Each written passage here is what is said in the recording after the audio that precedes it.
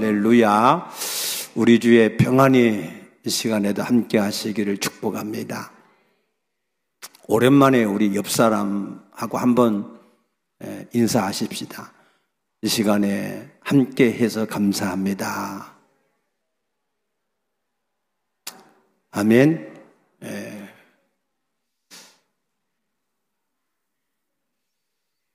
이번에 이태원 참사가 왜 일어났느냐? 그것은 우리 사회에 만연되어져 있는 안전 불감증 때문에 또 이런 참사가 생겼다. 그런 진단이 많습니다. 국감장에서는 많은 의원들이 행정부를 상대로 왜 이런 일들을 미리 예비하지 못하고 대책을 세우지 못했느냐라고 질타를 합니다. 그러나 이런 사고가 터질 때마다 항상 반복적으로 똑같은 일들이 이루어지고 있습니다.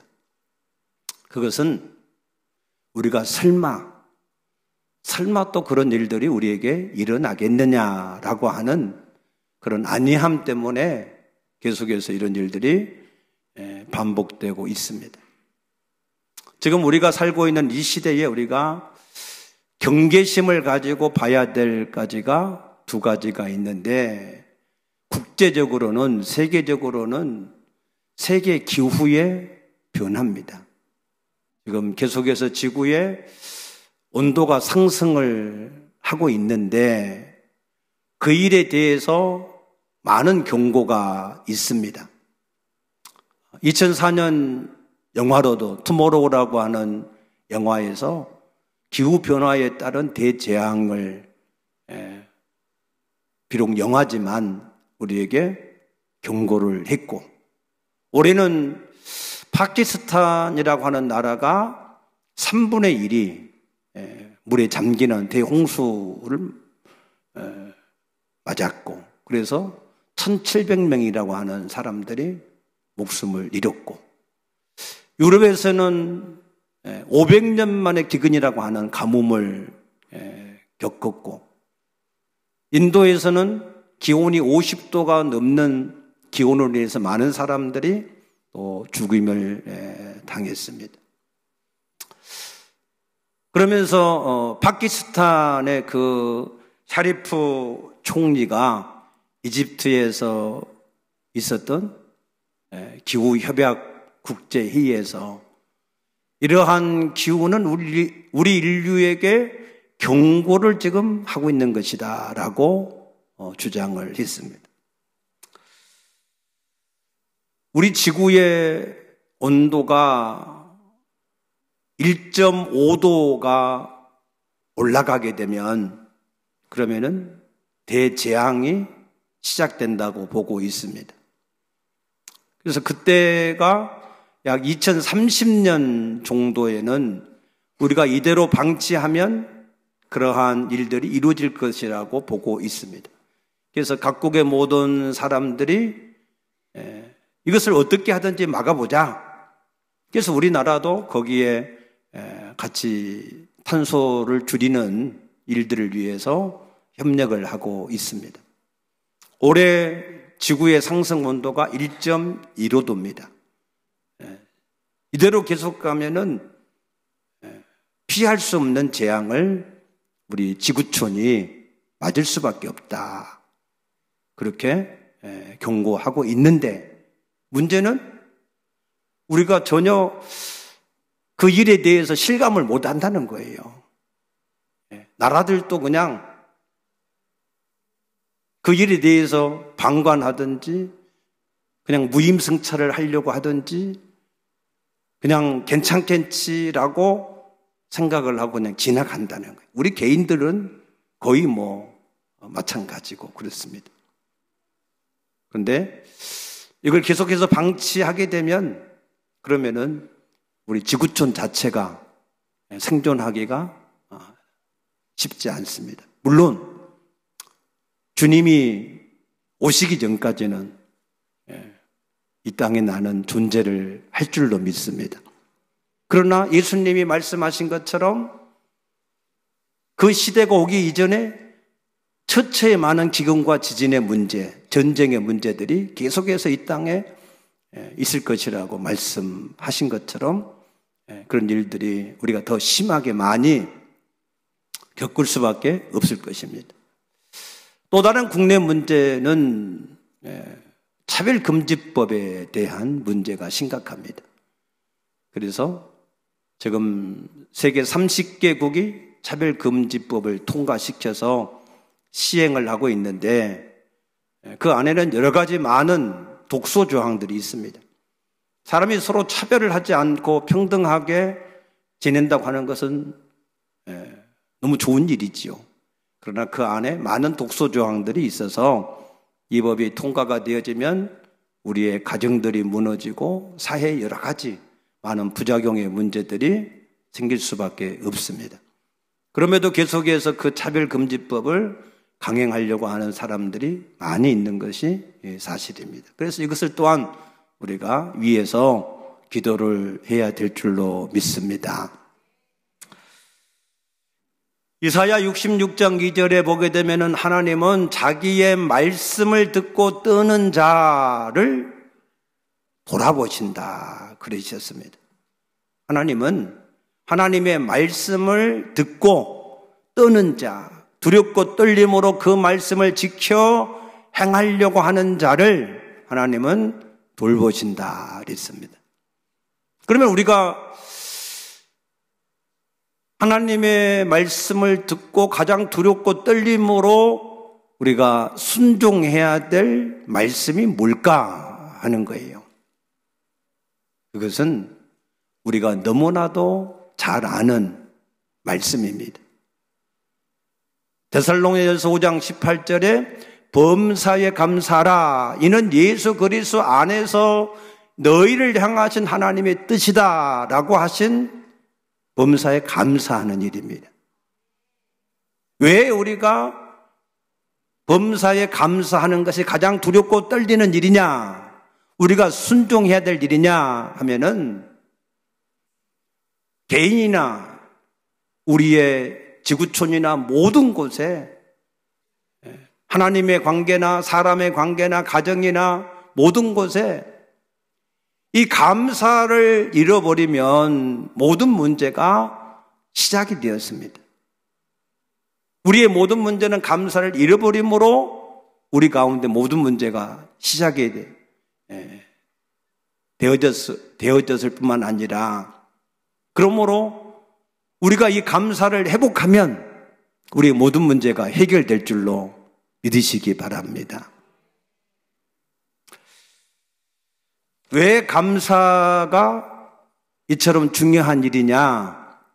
이사야서 43장 7절에 보면은 하나님께서 우리를 창조하셨다라고 말씀하시면서 창조하신 목적을 분명히 말씀하셨어요. 내 영광을 위하여 창조한 자를 오게 하라 말씀하셨어요. 하나님의 영광을 위하여서 하나님이 우리를 창조하신 줄로 믿으시기 바랍니다. 우리가 하나님 앞에 뭘로 영광을 돌릴 수 있겠어요? 출애굽기 15장에 보게 되면은 모세와 미리암이 하나님 앞에 찬송하고 노래하고 춤추며 영광을 돌리는 거예요. 왜 춤추며 그렇게 영광을 돌리지요? 홍해 앞에서 꼼짝없이 이제 애굽의 군대에 의해서 죽을 뻔했는데, 그런데 하나님이 홍해를 갈라서 건너게 하시고 자기 대적들은 홍해의 수장을 지켜주셔서 감사해서, 아멘, 감사해서 찬송하고 감사해서 노래하고 감사해서 춤을 추는 거예요. 그러므로 우리가 하나님 앞에 영광을 돌리는 것은 우리가 감사함으로 하나님께 영광을 돌리는 일인 줄로 믿으시기 바랍니다.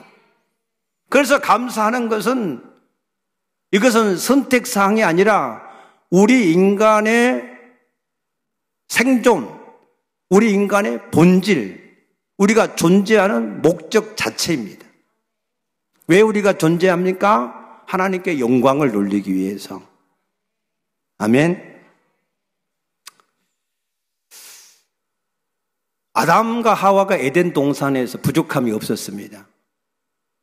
근데 왜 그들은 에덴 동산에서 실패했을까요? 감사가 없어서 그렇습니다. 감사라고 하는 것은 모든 일에 만족함입니다. 만족함. 아담과 하와는 하나님이 지으신 피조물로서 에덴 동산에서 만족함으로 살았더라면, 감사로 살았더라면, 그러면은 사단이 와서 하나님이 금하신 선악과를 따먹어라 그랬을 때도 쉽게 그 유혹에 넘어가지 않았을 텐데, 뭔가 만족함이 없으니까 저 선악과를 따먹으면 혹시 우리도 하나님같이 될 수 있지 않을까 하는 그러한 욕심 때문에 그 선악과를 따먹게 된 것이죠. 출애굽을 한 이스라엘 백성들, 하나님이 함께 하셔서 낮에는 구름 기둥과 밤에는 불 기둥으로 함께 하셔서 부족함이 없었습니다.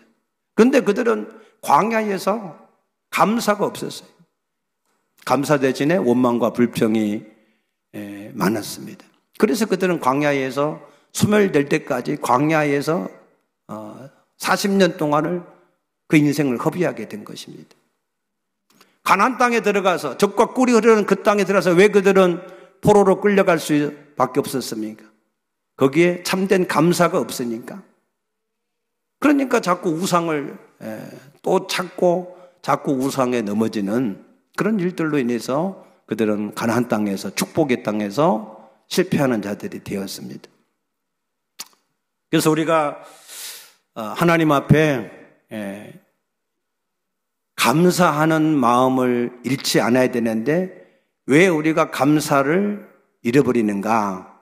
그것은 청지기의 직분을 잊어서 그렇습니다.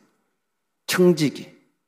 하나님께서는 우주 만물의 모든 것을 지으시고 우리 인간에게 그 모든 것을 정복하고 다스리게 하는 그러한 청지기직을 맡기셨습니다. 아멘. 그런데 우리가 그 청지기인 것을 잊어먹고 자꾸 주인이 되려고 하니까 우리 인생의 모든 문제가 시작이 된 것처럼, 특히 우리 그리스도인들, 우리 그리스도인들은 고린도전서 6장 19절에 보게 되면은 너희는 너희 자신의 것이 아니다 라고 말씀하십니다. 값으로 산 것이 되었으니 그런즉 너희 몸으로 하나님께 영광을 돌리라 라고 말씀하십니다. 우리는 우리 자신의 것이 아니다. 하나님이 그 아들 핏값으로 우리를 사셨다.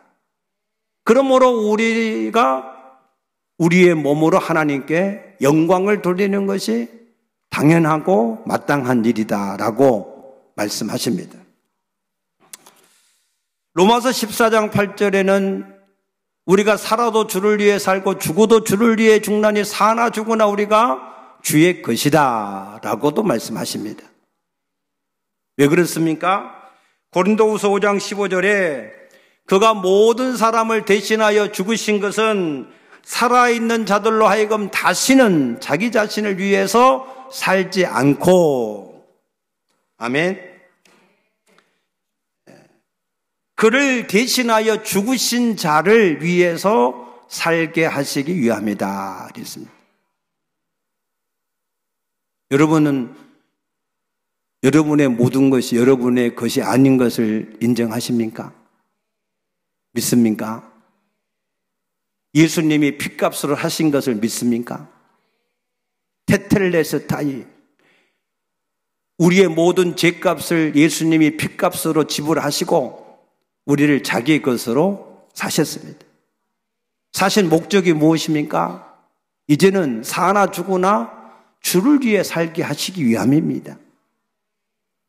그러면은 우리가 주를 위해 살면 우리는 그러면 어떻게 되느냐 염려하시는 분들이 있는데 걱정하실 필요가 없습니다. 우리는 주님을 위해 살고 주님은 나를 위해 사시고 할렐루야. 이게 원래 창조의 하나님의 섭리입니다. 모든 피조물은 주님의 영광을 위해 살고 하나님은 그 모든 피조물을 위해서 일하시고 그러면은 피조물들은 그 안에서 모든 것에 부족함이 없는 복된 삶을 살아가게 될 줄로 믿으시기 바랍니다. 우리가 괜히 알지 못하니까 자꾸 자기 주인 행세를 하려고 그래요. 그럼 여러분 한번 생각해 보세요. 여러분이 여러분 스스로의 주인이 되셔서 사신다면 여러분 스스로 생존하셔야 돼요. 여러분 스스로 하늘의 태양도 만들어야 되고 비도 내려야 되고 식물도 자라게 해야 되고 공기도 만들어서 산소도 마셔야 되고 맞습니까? 그리고 다 할 수 있습니까? 마귀를 우리가 상대할 수 있습니까? 죄를 안 지을 수 있습니까? 우리는 아무것도 못해요. 그럼에도 자꾸 자기가 주인 노릇 하려고 하는 것은 그것은 알지 못해서 어리석은 일입니다. 그래서 예수님은 마태복음 5장 45절에 이렇게 말씀합니다. 하나님이 해를 악인과 선인에게 비추시고 비를 의로운 자와 불의한 자에게 내리시느니라 그랬습니다. 하나님께서 햇빛을 우리에게 비춰주시니까 비를 내려주시니까 이것은 햇빛과 비만을 얘기한 게 아니고 그 안에 모든 것을 작은 것에서부터 모든 것 하나하나 그 모든 것을 하나님이 은혜로 우리에게 주셨다 말씀하신 줄로 믿습니다. 그래서 이 사도 바울은 고린도전서 15장 30절에 이렇게 얘기하지 않습니까? 나의 나된 것은 오직 하나님의 뭘로 됐어요? 은혜로 된 것이다. 맞습니까? 내가 수고를 많이 했지만 내가 한 것이 아니라 하나님이 하신 것이다. 왜? 하나님이 생명을 연장해 주시고 하나님이 힘을 주시고 하나님이 은혜를 주시어서 하신 것이지 내가 한 것이 아니라는 거예요. 시편 3편 5절에 보면은 내가 누워 자고 깨었으니 여호와께서 나를 붙드심이로다 그랬어요. 여러분이 지난밤에 잘 주무셨습니까? 오늘 여러분이 새로운 생명을 얻고 힘을 얻었습니까? 그냥 여러분이 여러분이 이룬 것이 아니라 하나님이 지난밤에 여러분들을 지키시고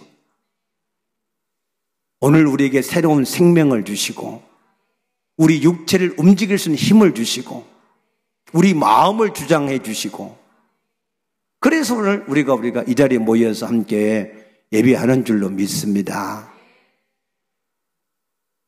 또 시편 이사야 2장 22절에 보게 되면은 너는 인생을 의지하지 말라 그의 호흡은 코에 있나니 새말 가치가 어디 있느냐. 인생을 의지하지 마라. 우리 인생의 호흡이 어디에 있어요? 코에 있다. 하나님이 흙으로 사람을 지으시고 생기를 그 속에 넣음으로 우리가 살아있는 사람 생명이 되었다라고 말씀하셨어요. 그 생기 중에서 기가 바로 호흡이에요. 호흡. 근데 이것을 주신 분이 누구예요? 하나님이시고 하나님이 주셨으니까 하나님이 언제든지 원하면은 그것을 또 거두어 갈 수 있는 이가 하나님이십니다. 근데 우리가 그 호흡을 의지하고 인생을 살아간다? 어리석은 일이죠. 사람이 호흡을 하는 게 굉장히 중요해요. 여러분 여러 가지 많은 운동 중에서 숨쉬기 운동을 잘 하시기 바랍니다. 사람이 죽을 때요. 왜 죽는지 아세요? 숨 못 쉬어서 죽어요. 여러분이 건강할 때는 숨 쉬는 게 쉬운 것 같지요? 체력이 바닥이 나보세요. 여러분들이 아주 어려운 이 지경에 이르면 숨쉬기 어려워요. 숨이 잘 안 쉬어져. 숨을 쉬어도 가슴이 답답해져요. 숨 쉬는 것이 하나님의 은혜인 줄 알고 숨쉬기 운동을 잘 하시길 축복합니다. 아무리 어떤 병이 와도 숨만 잘 쉬면 절대 안 죽습니다. 아멘. 어떤 사고를 당해도 숨만 잘 쉬면 절대 죽지 않습니다. 숨 쉬는 것이 이만큼 우리에게 중요한데 그 숨, 호흡을 주장하시는 분이 우리 하나님이신 것을 믿으시기 바랍니다.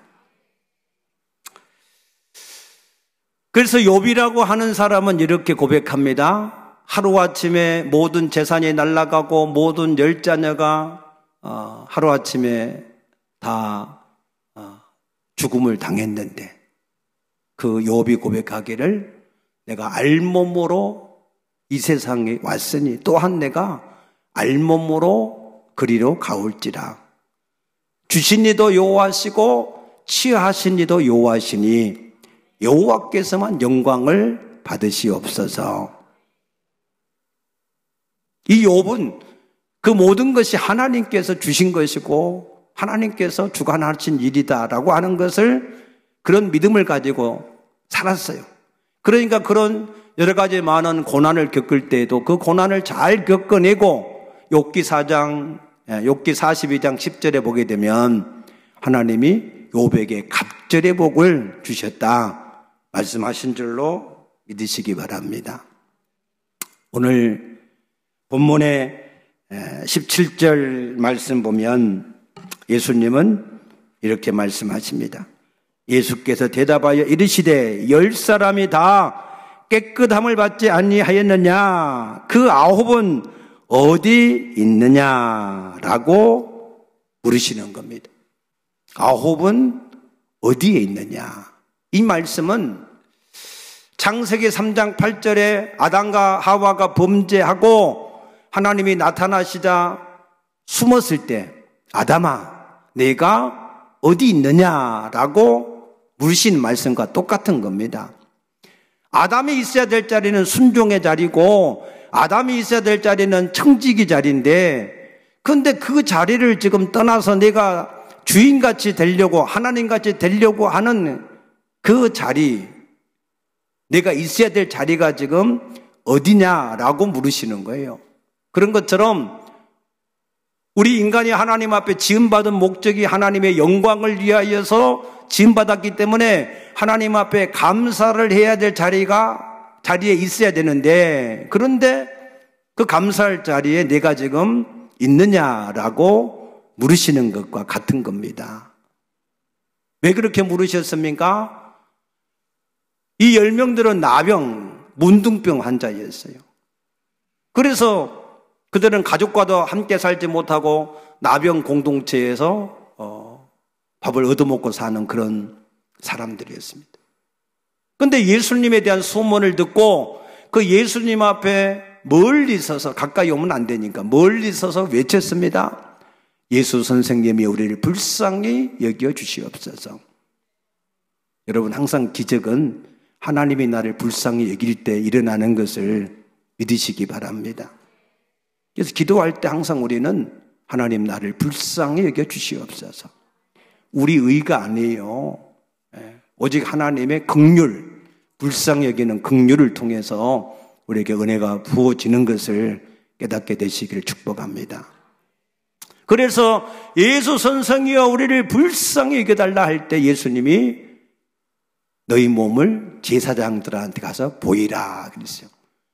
왜냐하면 제사장들은 나병을 진단하는 이 직분이 제사장의 직분이에요. 모든 나병이 발병할 때도 이 사람이 나병이다 판단하고 이 사람이 혹시 치유가 됐어도 나병이 스스로 치유된 적은 없죠. 그래도 혹시 치유가 됐을 때도 이 사람의 이 나병을 치유됐음을 확인해 주는 것이 제사장의 직무 중에 하나였습니다. 그래서 예수님이 이 사람들에게 제사장들한테 가서 너희 몸을 보이라. 근데 여전히 뭐예요? 여전히 나병이 온몸에 지금 성에 있어요. 그런데 예수님의 말씀을 듣고 예수님 말씀에 의지해서 자신들이 나았음을 증명하기 위해서 제사장들한테 달려갈 때 그 모든 나병이 깨끗하게 치유가 된 줄로 믿습니다. 기적은 하나님이 나를 불쌍히 여기실 때 일어나지만 내가 그 하나님의 말씀에 의지해서 믿음으로 순종해 갈 때 기적이 우리에게 일어나는 것을 믿으시기 바랍니다. 저는 우리 모든 성도들이 하나님의 모든 말씀을 다 경험하고 체험해서 그 말씀에 확신을 가질 수 있게 되기를 축복합니다. 말씀이 여러분에게 다 성취가 되어지길 축복합니다. 우리는 하나님의 모든 말씀을 약속이잖아요. 약속, 구약, 테스트멘트, 신약, 우리에게 주어진 언약이잖아요.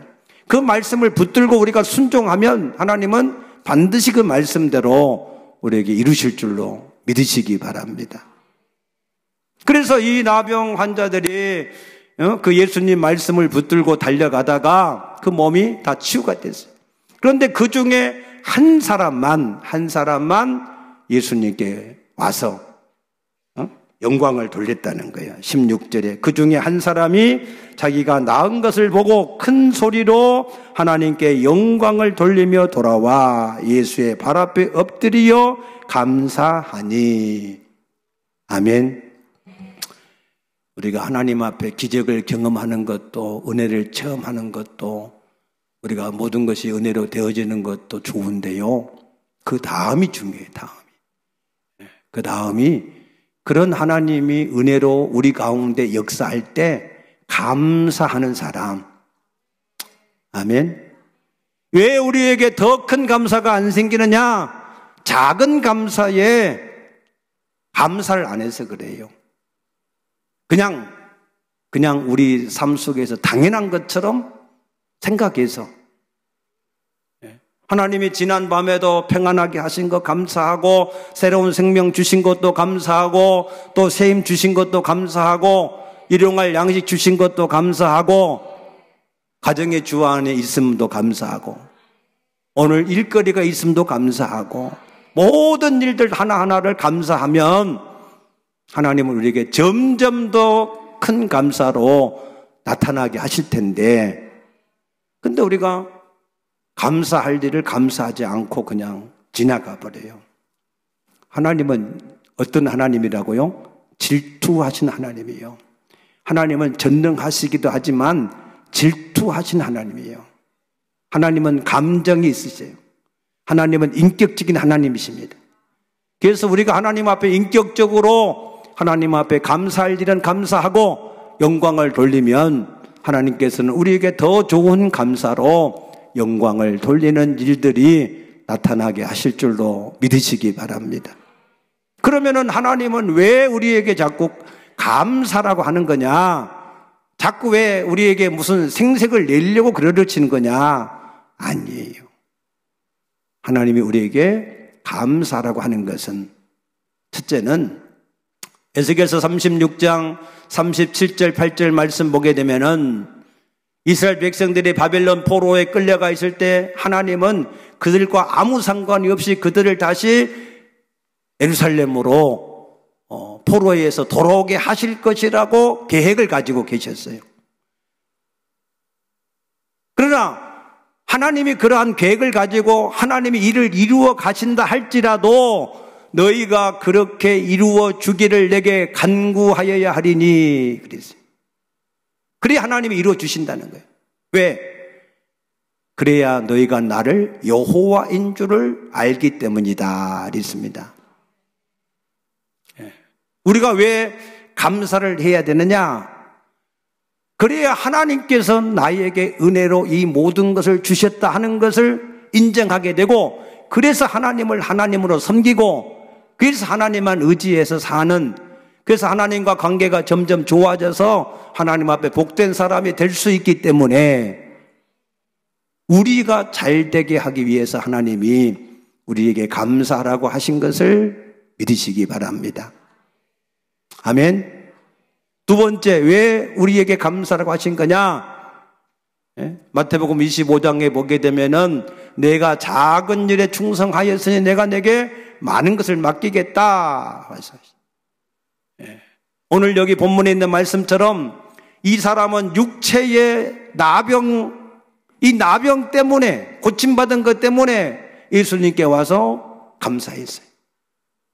그러니까 예수님이 그 영혼을 구원하는, 육체의 질병에서 치료받은 것보다 10,000배나 더 값진 그 영혼을 구원받은 일을, 더 좋은 것을 주신 것을 믿으시기 바랍니다. 우리 육체는요, 흙이야. 암이 걸려서 나았다 해도 좀 있으면 흙으로 돌아가고, 죽었다 살았다, 죽어서 살아났다 해도 좀 있다 흙으로 돌아가고. 아멘입니까? 그 이상도 그 이하도 아닙니다. 그런데 우리의 영혼은 죄 사함을 받지 못하면은 영원한 지옥불에서 영원한 형벌을 받을 수밖에 없기 때문에, 그래서 우리 영혼이 구원을 받는 것은 하늘과 땅만큼 그 축복의 차이가 있는 줄로 믿으시기 바랍니다. 육체의 질병을 치료받은 것 때문에 감사했더니 예수님은 그 영혼을 구원하시는 놀라운 축복을 주셨다는 거예요. 우리가 하나님 앞에 감사를 할 때, 그럴 때 하나님은 우리에게 점점 더 좋은 은혜를 주십니다. 우리 개인에게 모든 문제가 왜 생기느냐? 우리 심령 속에 감사를 잊어서 그래요. 감사. 맞습니까? 우리 가정에 왜 문제가 생기느냐? 우리 가정에서 감사를 잃어서 그렇습니다. 우리 모든 삶에 왜 문제가 생기느냐? 감사를 잃어서 그렇습니다. 반대로 우리가 감사만 회복하면, 우리가 계속해서 작은 일에서부터 하나하나 감사하고 감사하면, 그러면은 우리의 심령이 회복됩니다. 기쁨이 회복되고 즐거움이 회복되고 우리의 모든 육체의 건강이 회복이 되어지고 모든 게 다 회복이 됩니다. 심령은 능히 병을 이기려니와 그랬어요. 여러분의 심령에 감사가 회복되어지길 축복합니다. 가정에서도 자꾸 서로 감사하다 보면, 꼭 사람이 감사할 일이어서 감사하는 게 아니에요. 이 나병 환자들이 지금 자기들의 몸이 다 나았다고 지금 달려간 게 아니에요. 말씀에 의지해서 달려간 줄로 믿으시기 바랍니다. 오직 의인은 믿음으로 말미암아 살리라 한 것 같다. 우리 그리스도인들은 오직 믿음으로 사는 사람들이 아닙니까? 여러분들이 말씀에 의지하는 믿음으로 모든 작은 일에 감사를 하시기를 축복합니다. 그 감사 중에서 가장 중요한 게 죄사함의 감사예요. 죄사함. 우리가 예수를 영접함으로 영원한 정죄에서 해방이 됐지만, 그러나 하나님과의 관계에서 이 죄가 계속해서 쌓이면, 그러면은 하나님과 관계가 단절될 수밖에 없어요. 우리의 눈에 먼지가 계속해서 들어오면, 이것이 눈물이 안 씻어내면 먼지가 점점 쌓이면 우리 눈이 캄캄하게 아무것도 안 보이게 될 수밖에 없어요. 그런데 여러분들이 먼지가 많은 세상에 살면서 그래도 눈 뜨고 사는 이유가 뭐예요? 여러분 눈 속에 먼지가 들어갈 때마다 눈물이 나와서 씻어줘서. 믿습니까? 우리 영혼과 하나님 관계도 마찬가지예요. 우리는 마음이 부패됐어요. 만물보다 부패됐어요. 우리는 선을 행하기 원하지만 악을 행하는 그런 사람들입니다.